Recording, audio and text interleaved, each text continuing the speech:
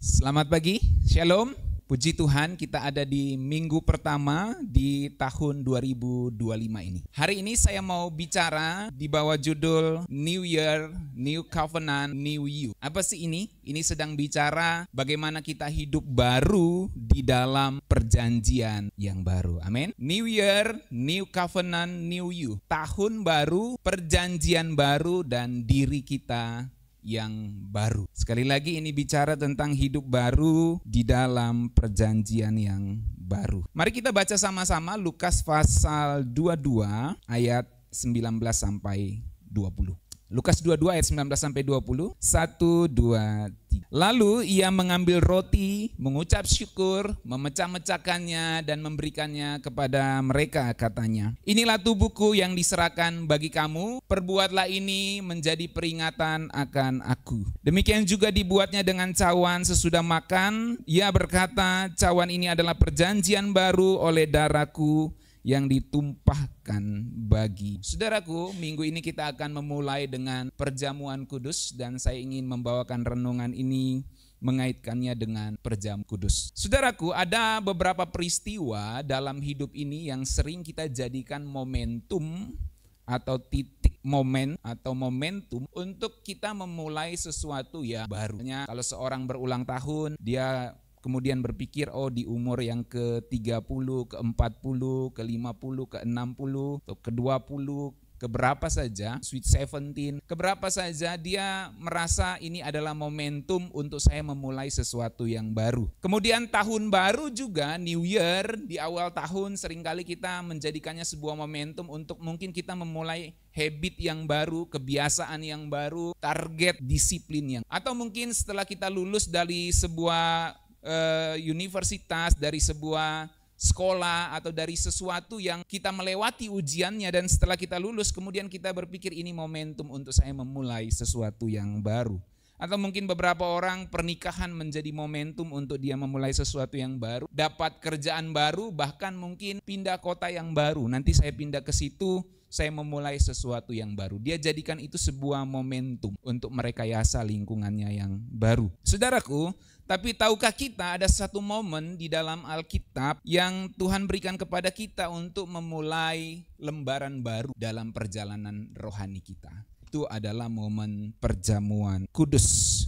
Firman Tuhan tadi katakan di teksnya, cawan ini adalah perjanjian baru yang dimeteraikan oleh darahku. Cawan ini adalah perjanjian baru oleh darahku yang ditumpahkan bagi kamu. Nah saudaraku, perjamuan kudus bukan sekedar tradisi atau ritual dalam kekristenan, tetapi perjamuan kudus merupakan undangan ilahi untuk kita memperbarui hubungan kita dengan Tuhan. Itu sebabnya untuk menjaga kesakralannya gereja kita melakukannya setiap bulan sekali. Untuk mengingatkan kepada kita ada pembaharuan. Beberapa gereja tertentu melakukannya di setiap ibadah, itu terserah mereka, itu adalah kebijakan gereja mereka. Atau tidak ada juga aturan dan larangan dalam Alkitab mengenai waktunya, tetapi yang diatur adalah bagaimana caranya supaya tertib dan teratur, saudaraku. Jadi perjamuan kudus adalah undangan ilahi kepada kita semua untuk memulai sebuah hubungan yang baru atau memperbaharui hubungan kita dengan Tuhan. Di momen perjamuan ini kita diingatkan tentang kasih karunia Tuhan. Ketika kita mengangkat roti, kita mengingat tubuh Tuhan Yesus yang dipecah, yang dihancurkan, yang dicabik-cabik, yang dicambuk, yang dipaku di atas kayu salib demi menyelamat. Ketika kita minum anggur, kita mengingat darah Kristus yang dicurahkan bagi kita semua. Kita mengingat kasih karunia Tuhan, pengorbanan Tuhan, bahkan kuasa Tuhan yang memampukan kita untuk menjalani kehidupan. Cawan ini adalah perjanjian baru. Artinya perjamuan kudus yang kita laksanakan mengingatkan kita untuk menjalani kehidupan yang baru, saudara. Perjamuan kudus adalah momen di mana kita ingat lagi bahwa dalam perjalanan hidup kita itu enggak sendirian, saudara. Ada Tuhan Yesus yang udah kasih kita kontrak baru, yaitu perjanjian baru buat kita bisa hidup yang baru, saudara. Nah, saudaraku, jadi perjamuan kudus itu menjadi sebuah momentum di mana kita ingat bahwa dalam perjalanan hidup kita enggak. Jadi setiap kita mengingat perjamuan kudus, kita melihat ada Tuhan yang menyertai, ada tubuh dan darah Tuhan yang memimpin kita, saudara. Ada Tuhan Yesus yang udah kasih kontrak baru, yaitu perjanjian baru yang buat kita bisa hidup baru. Nah, saudaraku, perjamuan kudus itu nggak cuma ingatin kita soal reset hidup, bukan ngereset gitu ya. Tapi mengingatkan kita juga soal reborn, bukan cuma soal reset gitu ya. Reset itu penelitian, ini reset ya, RESET. Coba bisa ditampilkan di next slide. Di reset gitu ya. Ya ini dia. Tapi kita juga di reborn. Nah, apa bedanya di reset dengan di reborn itu, saudara? Kalau reset itu bicara kita dihapus dan dimulai dari nol. Kalau kita di HP setelan pabrikan, nah itu di reset. Jadi semua aplikasi bawaannya itu terhapus, yang ada adalah aplikasi yang atau sistem OS-nya yang original asli dari HP-nya itu. Jadi di reset kembali ke setelan pabrik. Nah, kita itu bukan cuma di reset seperti itu, saudaraku, tapi kita juga reborn. Reborn itu bicara transformasi, seperti ulat yang menjadi kupu-kupu. Dia mengalami transformasi yang total, saudaraku. Dia dilahirkan kembali dengan identitas baru. Dia bukan ulat lagi, tetapi dia adalah kupu-kupu. Dan kemudian kehidupan yang dulunya hanya merangkak-rangkak di pohon sudah tidak lagi. Sekarang dia terbang dalam kehidupannya yang baru. Itulah kupu-kupu, saudaraku. Dia makannya bukan daun-daun saja lagi, tetapi dia menyerap sari-sari dari bunga-bunga. Itulah apa yang Tuhan Yesus lakukan kepada kita. Dan ketika kita melakukan perjamuan kudus, itu mengingatkan kita bahwa kita bukan cuma direset, kita bukan cuma dihapus dosanya, ditebus hidupnya, tetapi kita juga reborn, kita dibawa kepada transformasi. Sehingga harus ada perubahan yang nyata di dalam kehidupan rohani kita. Harus ada progres, saudara, harus ada pertumbuhan dari ulat menjadi kupu-kupu. Reborn bicara bagaimana kita dilahirkan kembali untuk hidup baru di dalam perjanjian yang baru. Menarik tadi ayat yang Ibu Au singgung ya, dalam Ulangan pasal 30 tadi ya, ayat yang ke-6 itu ya. Saya bacakan lagi ya, bagus tuh ayat. Dan Tuhan Allah akan menyunat hati. Menyunat hatimu itu di perjanjian lama itu orang bingung, maksudnya apa menyunat hati? Mereka taunya sunat kulit katan seorang anak atau seorang pria, tetapi tidak pernah mengerti sunat hati itu seperti apa. Kemudian itu digenapi di dalam perjanjian baru di dalam karya Kristus. Ketika Kristus mati di atas kayu salib, maka tubuh dan darahnya, kuasa Roh Kudus bekerja untuk menyunat hati, memperbaharui kita, mereborn kita. Kalau saya baca lagi, dan Tuhan Allahmu akan menyunat hatimu dan hati keturunanmu, sehingga engkau mengasihi Tuhan Allahmu dengan segenap hati, dengan segenap jiwamu, dan supaya engkau hidup. Kalau kita nggak disunat hatinya, kita tidak bisa masuk dalam kehidupan yang kekal. Makanya kita orang Kristen tuh nggak ribut soal ini kita sudah disunat atau enggak. Tapi secara fisik maksudnya. Kita nggak ribut soal itu. Kita ribut apakah kita sudah disunat secara hati atau enggak. Ini bicara tentang reborn, bicara tentang kelahiran kembali. Apakah kita sudah hidup di dalam perjanjian yang baru. Perjanjian lama itu sunatnya sunat fisik. Tapi perjanjian baru itu sunatnya sunat hati, saudara. Dan itulah yang Tuhan Yesus lakukan kepada kita semua dalam karya penebusannya. Nah, saudaraku, masalah dari banyak orang saat ini adalah dia menjalani resolusi hidupnya di tahun yang baru misalnya, tapi masih nyimpan file-file lama. Nah, ini masalahnya, saudaraku. Kita jalani resolusi, misalnya saudara buat resolusi, tahun ini saya mau lebih sukses. Tahun ini saya mau lebih baik lagi. Tapi kita masih nyimpan file-file lama. Kebiasaan lama, habit yang gak benar, yang gak baik, itu masih kita simpan. Padahal kita buat resolusi untuk lebih baik lagi. Nah, saudaraku, Tuhan Yesus tuh mau bersihkan hidup kita. Amin. Dia mau bersihkan kehidupan kita. Tapi masalahnya adalah kita masih nyimpan file-file lama yang membebani kehidupan kita. Faktanya memang kita sangat sulit melepaskan diri dari dosa, bukan? Kita ngaku orang Kristen tapi kita masih susah melepaskan diri dari dosa dan kesalahan. Gak peduli pendeta, gak peduli jemaat biasa, semuanya mengalami kesulitan untuk melepaskan diri dari dosa dan kesalahan. Padahal Tuhan sudah mengampuni kita, tapi kita masih mengingat beban-beban masa lalu itu, sudah. Padahal kita sudah menerima pengampunan melalui Kristus dan dosa kita benar-benar sudah dihapuskan oleh kasih karunia-Nya. Tapi begitu Tuhan hapus, kita masih punya hard disk eksternal di mana kita nyimpan File-file lama itu. Di PC atau di laptop utama kita udah kita di reset semua. Tapi di hard drive atau di cadangan kita masih simpan file-file lama itu. Dan satu kali kita colokin supaya kita bisa akses kembali dokumen file-file lama itu, saudara. Padahal Tuhan sudah bersihkan kita. Nah, Mazmur 103 ayat 12 firman Tuhan katakan, sejauh timur dari barat, demikian dijauhkannya daripada kita pelanggaran kita.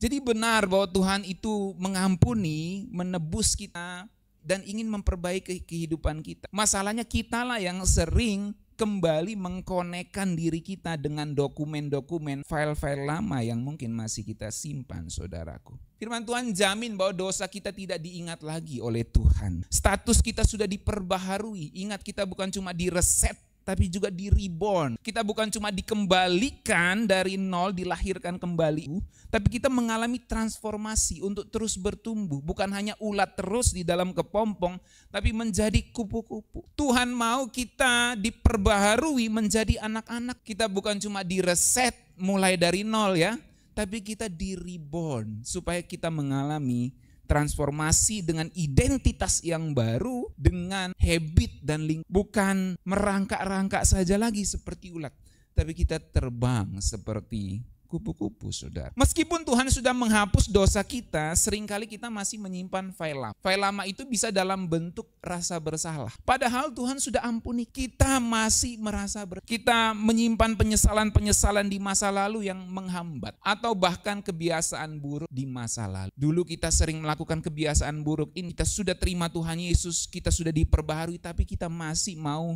mengkonekkan hidup kita dengan kebiasaan buruk itu. Dan itulah yang menghambat transformasi kita. Sebagai contoh, orang yang diampuni tetapi tetap merasa nggak layak untuk melayani. Ini sebuah kebiasaan buruk yang nggak bagus, saudara. Kalau kita sudah diampuni Tuhan, Tuhan layakan kita untuk melayani, dan kita nggak boleh mengulang kesalahan yang sama itu, saudara. Menyimpan file lama itu berbahaya untuk kerohanian kita. Semua bilang, file lama itu berbahaya, semua bilang. Itu kalau file lamanya foto-foto keluarga itu harus disimpan, gitu. Nggak boleh dibuang ya. Tapi kebiasaan buruk, rasa bersalah, kemudian kebiasaan-kebiasaan yang tidak menyenangkan hati Tuhan, bukan cuma tidak menyenangkan hati Tuhan, yang bikin orang kesel, kebiasaan-kebiasaan kita yang bikin orang tidak nyaman, kita harus jauhkan dari diri. Itu file-file lama, saudaraku, dokumen lama yang harusnya kita sudah buang karena kita sudah di-reset dan di-reborn oleh kuasa Tuhan. Jadi file lama itu berbahaya untuk kerohanian kita karena dia menghalangi pertumbuhan kita. Dia menghalangi untuk kita mengalami sepenuhnya kebebasan dan pembaharuan yang Tuhan berikan. Tuhan mau baharu, tapi kita masih hidup di dalam kebiasaan yang kita cenderung memenjarakan diri kita sendiri di dalam pola pikir yang lama. Tuhan menarik ya di dalam perjanjian baru itu, ketika dia menebus kita, dia mengubah cara berpikir kita. Makanya ada istilah manusia baru, hidup yang baru, ada istilah kita mengenakan pikiran dan perasaan Kristus. Kita mengalami kemuliaan demi kemuliaan, itu semua bicara bagaimana kita dibaharui dari pikiran dan seluruh aspek kerohanian kita. Jadi kita nggak boleh memenjarakan diri dalam pola pikir yang lama lagi, yang sebenarnya Tuhan sudah bebaskan hidup kita, saudara. Bayangkan seorang yang hutangnya sudah dilunasi, tapi terus menerus hidup di dalam kebiasaan, di dalam pola pikir orang yang masih berhutang. Jadi dia sudah dilunasi hutangnya oleh Tuhan, tapi dia nggak merasa dirinya bebas. Dia masih hidup dalam rasa bersalah, dia masih hidup di dalam kebiasaannya yang lama, dia masih merasa dikejar-kejar oleh penagih hutang. Padahal Tuhan sudah lunasi hutangnya. Nah, ini berbahaya untuk pertumbuhan rohani, saudara, karena dia masih menyimpan file-file lama. File dikejar-kejar penagih hutang. Padahal hutangnya sudah dilunasi oleh Tuhan. Nah, ini adalah penghambat di dalam pertumbuhan rohani seseorang. Dia masih terus dikejar rasa bersalah, dikejar rasa dendam, dikejar rasa iri hati, dikejar kepahitan. Padahal Tuhan sudah mengampuni dia untuk dia bisa mengampuni orang lain. Jadi kita nggak boleh menyimpan dokumen lama itu. Segala amarah, segala dendam, segala kepahitan, segala perkataan kotor, itu file-file lama yang tidak boleh kita bawa di tahun yang baru. Amin. Nah, saudaraku, dalam perjamuan kudus Tuhan Yesus berkata bahwa darahnya adalah tanda perjanjian baru. Itu artinya masa lalu kita sudah dihapus. Dan kita punya kesempatan bukan hanya untuk di-reset total, tapi di-reborn. Ini saya ulang-ulang. Kita bukan hanya di-reset, tapi kita di-reborn. Untuk kita menjalani hidup baru di dalam perjanjian yang baru, saudara. Nggak sedikit orang memulai tahun ini dengan resolusi, tapi sering lupa bahwa tanda pembaharuan rohani adalah hidup kita itu dibebaskan dari beban yang lama. Kita masih melangkah di tahun yang baru, tapi masih bawa beban yang lama. Dia lupa bahwa beban lama itu dapat menghalangi dan merusak kehidupannya di tahun yang baru, saudaraku. Beban lama itu dapat menghalangi kita untuk menangkap momen-momen penting di tahun yang baru, saudara. Jadi kalau kita masih punya beban lama, dokumen-dokumen lama di HP kita ini, saudara, misalnya HP ini hidup kita, maka itu akan menghalangi kita untuk menangkap momen-momen penting di tahun yang baru. Itu sebabnya kita harus ingat atau hidup yang baru itu dimulai dengan hati yang diperbaharui. Semua bilang, hidup yang baru dimulai dari hati yang diperbaharui. Oke, sebagai contoh saya mau kasih lihat gambar ini coba. Ini 2 gambar ya, supaya sama aja. Saudara lihat, di momen dia mau rekam kembang api, HP-nya lagi loading. Kesel nggak saudara? Semua orang sudah merekam kembang apinya, HP-nya masih loading gitu. Dia buka kameranya, dia masih loading gitu. Kenapa? Karena berat. Dibebani oleh file-file lama. Dibebani oleh dokumen-dokumen lama yang mungkin harusnya dia sudah hapus. Yang gak penting tapi dia masih simpan sehingga dia kehilangan momen untuk menangkap hal-hal di tahun yang baru. Sudah bisa mengerti ilustrasi yang saya berikan. Kalau kita membawa beban-beban lama, rasa bersalah, kebiasaan-kebiasaan buruk, semua yang firman Tuhan katakan harus dibuang dari dalam diri kita, tapi kita masih bawa di tahun yang baru, itu akan menghalangi pertumbuhan rohani kita untuk menangkap pesan-pesan Tuhan di tahun 2025 ini. Makanya buang semua beban, buang semua dokumen-dokumen lama yang gak penting, yang merusak kehidupan rohani kita. Amin. Habit yang gak baik, kebiasaan yang gak baik, itu semua harus dibuang dari dalam diri kita. 2 Korintus 5 ayat 17, mari kita baca sama-sama. 1, 2, 3. Jadi siapa yang ada di dalam Kristus, ia adalah ciptaan baru. Yang lama sudah berlalu, sesungguhnya yang baru sudah. Kita adalah ciptaan baru, saudara. Jadi mari kita buang yang lama dan kita menyongsong atau menangkap manusia baru ke dalam kehidupan kita. Perjanjian baru bukan sekedar kontrak baru. Karena perjanjian itu kontrak kan. Kalau kita mau nyewa sebuah gedung, ada kontrak, ada perjanjian antara pihak pertama dan pihak kedua. Kalau ada brokernya, ada pihak ketiganya si brokernya itu. Ada perjanjiannya, saudara. Nah, perjanjian baru yang Tuhan berikan oleh darahnya bukan cuma sekedar kontrak baru, tapi adalah janji untuk hidup penuh dengan kemenangan. Amin. Darah Kristus itu tidak hanya membawa pengampunan dosa. Makanya kita bukan cuma di-reset, bukan hanya diampuni dosanya, tapi juga di-reborn. Supaya kita juga memiliki kuasa untuk hidup di dalam visi yang Tuhan berikan. Visi yang besar dan tujuan kekekalan yang Tuhan berikan kepada setiap. Saudara tahu hidup di bumi ini sementara. Umur kita semakin bertambah nih, semakin tambah tahun, tambah umur, tambah tua kita. Yang belum menikah sudah gelisah, saya belum nikah. Jadi kita saudara, banyak orang gelisah. Yang belum nikah gelisah mau menikah, yang sudah nikah gelisah gimana saya belum punya rumah, yang udah punya rumah gelisah gimana bayar anak-anak sekolah. Kita semua hidup di dalam kegelisahan ini, saudara. Tetapi itulah kehidupan yang harus kita jalani. Nah, ini setiap tahun kita tambah sadar, tambah tua, nanti kita nggak bisa kerja lagi, dapat duit dari mana? Makanya hidup ini kita nggak boleh cuma pikirin apa yang kita lihat secara jasmani. Alkitab ajarin kita untuk belajar melihat yang tidak kelihatan, memikirkan perkara yang di atas. Karena hidup kita bukan cuma sekedar menjalani dunia ini, tapi kita juga mempersiapkan diri untuk kehidupan yang kekal. Amin. Kita bukan cuma direset, diampuni dosanya untuk kita menjadi maksimal di hidup saat ini, tapi kita di-reborn untuk kita mempersiapkan diri, mentransformasi hidup kita, atau ditransformasi untuk visi besar dan pekerjaan kekal yang Tuhan sediakan bagi kita semua. Dalam Efesus pasal 2 dikatakan, sebab kita ini buatan Allah, diciptakan dalam Kristus Yesus untuk melakukan pekerjaan yang baik. Pekerjaan yang baik itu nggak bicara cuma pekerjaan yang kelihatan di dunia ini, dalam profesi, dalam usaha kita, saudara. Tapi pekerjaan yang membawa nilai kekal. Itu sebabnya Efesus 4 ayat 24 firman Tuhan katakan gini, kita baca sama-sama 1, 2, 3. Kenakanlah manusia baru yang telah diciptakan menurut kehendak Allah di dalam kebenaran dan kekudusan yang sesungguhnya. Kalau kita manusia baru, kita harus mengenakan kebenaran dan kekudusan yang sesungguhnya. Inilah tujuan kita di reborn, tujuan kita di reset sesuai kehendak Allah. Untuk kita mengenakan satu aplikasi yang premium, kebenaran dan kekudusan yang sesungguhnya. Itu sebabnya saya catat di sini, hidup baru itu seperti aplikasi yang premium, bukan gratisan. Bukan gratisan yang abal-abal, saudaraku ya. Tapi ini aplikasi premium yang free diberikan kepada kita. Bukan gratisan yang abal-abal, tapi ini gratisan atau free yang premium yang diberikan kepada kita. Kita mendapat full fitur, saudaraku. Kita mendapat full power, full access untuk kita bisa mengakses semuanya dan kita bisa menggunakannya secara maksimal. Itulah hidup yang baru. Coba dinaikkan kembali.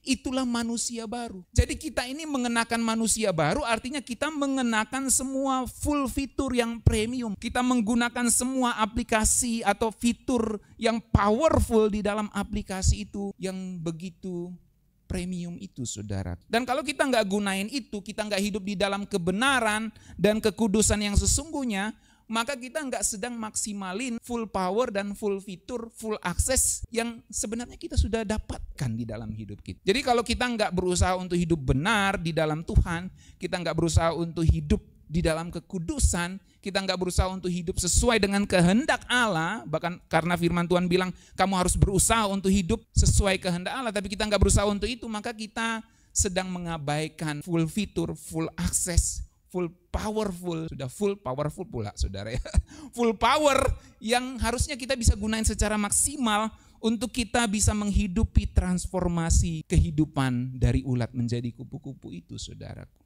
Jadi sayang banget kalau kita punya misalnya kalau kayak Pak Rahman ChatGPT yang premium tapi masih pakai yang gratisan gitu kan, sayang Pak ya. Mendingan pakai yang premium gitu.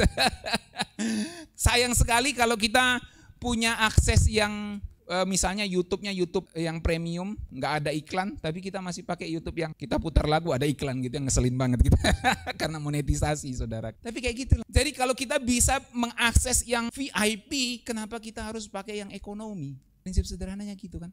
Kita sudah bisa hidup di dalam kebenaran dan kekudusan, maka hiduplah sebagai orang yang benar dan orang yang kudus. Saudaraku, perjamuan kudus mau ingatin kita bahwa kita sudah hidup baru dengan perjanjian baru. Ini saya ulang kembali. Kita hidup baru dalam atau dengan perjanjian yang baru. Maka kita punya full fitur dan full power. Dan ini mengingatkan kita bukan untuk hanya menjadi konsumen dari anugerah Tuhan, kita menjadi orang yang mengkonsumsi anugerah Tuhan yang full fitur, full power untuk kita hidup dalam benar dan kekudusan, tapi kita juga harus jadi agen. Karena itulah tujuannya full fitur, full power. Kita harus jadi agen, bukan cuma konsumen. Kita jadi agen, orang-orang yang mendistribusikan kasih karunia Tuhan ke dalam dunia ini. Amin. 1 Korintus 11, ini ayat yang terakhir yang sering saya bacakan di perjamuan kudus. 1 Korintus 11. Mari kita baca sama-sama 1, 2, 3, ayat 23. Sebab apa yang telah kuteruskan kepadamu telah aku terima dari Tuhan. Stop di situ dulu. Apa yang kuteruskan kepadamu telah aku terima dari Tuhan. Seolah Rasul Paulus mau bilang, I am the agent. Aku adalah agen yang menerima dari distributor tunggal, yaitu Tuhan Yesus melalui Roh Kudusnya. Dan aku adalah agen yang meneruskan kepadamu. Dan kamu bukan cuma harus jadi konsumen, kamu juga harus jadi agen yang meneruskan kepada generasi selanjutnya, kepada lingkunganmu selanjutnya. Sebab apa yang telah kuteruskan kepadamu telah aku terima dari Tuhan. Itu sebabnya gereja mengadakan perjamuan kudus. Untuk kita mengingat karya Tuhan Yesus. Ini harus diteruskan dari generasi ke generasi. Kalau Tuhan Yesus belum datang di tahun ini, kebiasaan perjamuan kudus harus diteruskan dari generasi ke generasi. Untuk mengingatkan kita, ada darah Kristus, ada tubuh Kristus yang tercurah, yang tercabik-cabik demi menyelamatkan kita semua. Amin. Sebab apa yang telah kuteruskan kepadamu telah aku terima dari Tuhan, yaitu bahwa Tuhan Yesus pada malam waktu ia diserahkan mengambil roti, dan sesudah itu ia mengucap syukur atasnya, ia memecah-mecahkannya dan berkata, mari baca sama-sama, inilah tubuhku yang diserahkan bagi kamu, perbuatlah ini menjadi peringatan akan aku. Ini kita menjadi konsumen, berbuat menjadi peringatan akan aku. 25. Demikian juga ia mengambil cawan sesudah makan, lalu berkata, cawan ini adalah perjanjian baru yang dimeteraikan oleh darahku. Perbuatlah ini setiap kali kamu meminumnya menjadi peringatan akan aku. Kita jadi konsumen nih, anugerah Tuhan. Kita makan, kita minum, kita jadi konsumen anugerah Tuhan. Tapi gak boleh berhenti jadi konsumen, kita harus jadi agen. Itu sebabnya ayat 26 muncul, baca sama-sama. Sebab setiap kali kamu makan roti ini dan minum cawan ini, kamu memberitakan kematian Tuhan sampai ia datang. Ajarkan anak-anak kita untuk menghormati Tuhan, hidup dalam kebenaran dan kekudusan. Sebab mereka bukan cuma di-reset, tapi di-reborn oleh Tuhan. Ajarkan orang-orang yang kita kasihi, ajarkan orang-orang di sekeliling kita untuk hidup dalam kebenaran dan kekudusan yang sesungguhnya. Itu adalah kehidupan di dalam full fitur, full power. Itu adalah kehidupan yang bukan hanya di reset, tapi di reborn, ditransformasi oleh Tuhan. Bukan hanya menjadi konsumen anugerah Tuhan, tetapi menjadi agen kasih karunia Tuhan untuk keluarga kita, untuk orang-orang di sekeliling kita. Dan kesimpulannya, New Year, New Covenant, New You. Hidup baru dalam perjanjian baru. Ini bicara kita mengizinkan Tuhan untuk membersihkan file-file lama dalam hidup kita. Izinkan Dia untuk membersihkan semua hard disk, semua lingkungan, semua area dalam hidup kita yang masih simpan file-file lama, yang di-hidden, yang disembunyikan, itu semua harus dihapus. Itu semua harus diperbaharui oleh Tuhan, di-reset dan di-reborn. Izinkan Tuhan membersihkan file-file lama itu. Dan biarkan Dia memakai hidup kita untuk menjadi agen kasih karunia di tahun yang ini. Amin. Mari kita berdoa bersama.